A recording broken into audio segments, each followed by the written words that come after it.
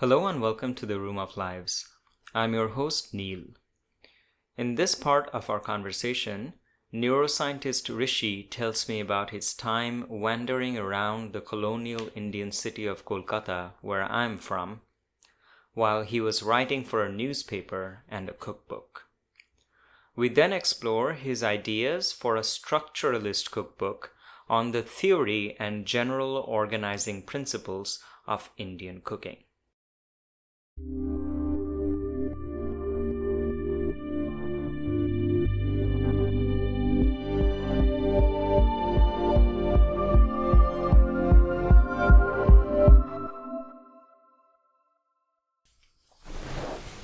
Okay, so I read one of your blog posts today, which, Because it was written ages ago, I think.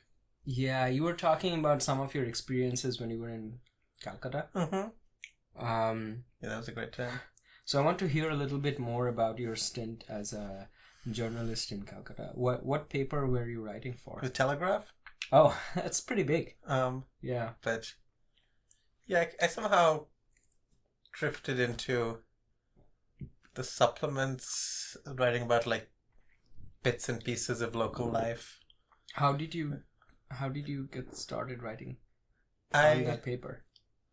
I wanted to move at the end of college. My plans were, I wanted to go back to India and do like radical social justice work and study yoga and meditation, and to write a novel, as everyone wants to do after college.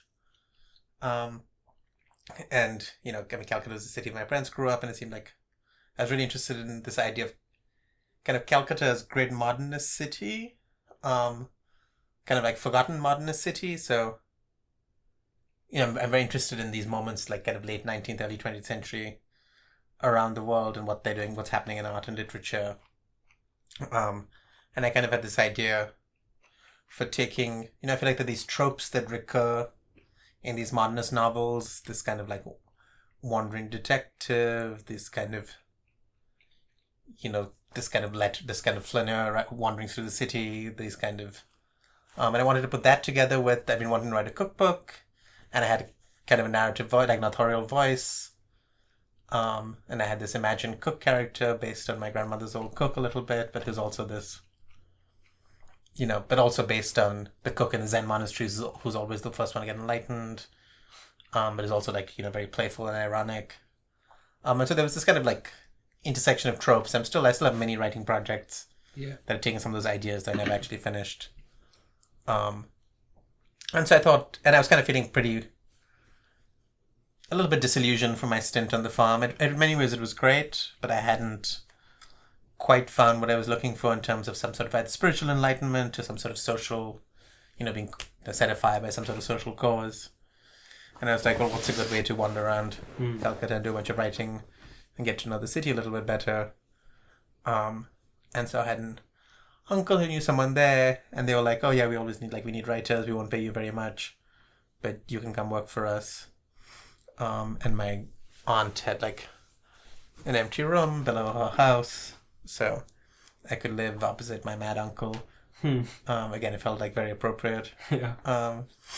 And so, and I spent a few months there just wandering around writing. My Bengali was really terrible. It's kind of like non-existent now and used to be terrible then, but it kind of got to a point where I could like hold a bad interview with someone. And it's kind of like make it work. But it was a lot of fun because I was writing about, if you're covering like the North or South Calcutta supplement in, you're kind of out of most of the interesting, important news. Yeah.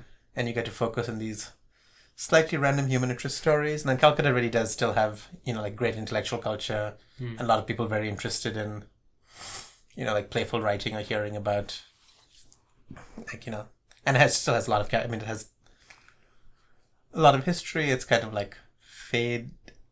I'm also like really fascinated by this sense of faded grandeur because I, grew up hearing a lot about that through my parents' stories, my grandparents' stories. I kind of saw that a little bit in their lives. Like they both grew up in these lovely old big homes that, have now vanished. The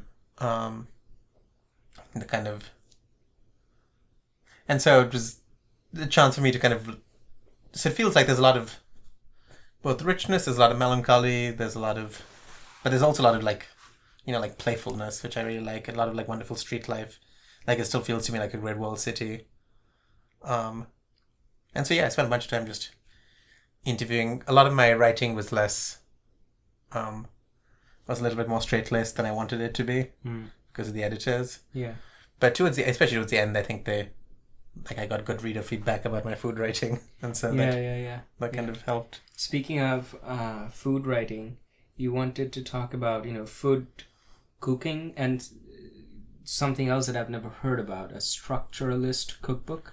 I was just kind of like buds off my, one of my projects is, I feel for a lot of cuisines, if you pick up, say, like a good French cookbook, it's not a collection of recipes. It's a set of, it's like structures of the cuisines based upon, like, what goes in a mirepoix, what should you, like, saute as the base of a braise. And then sauce, and I think about Levi-Strauss has,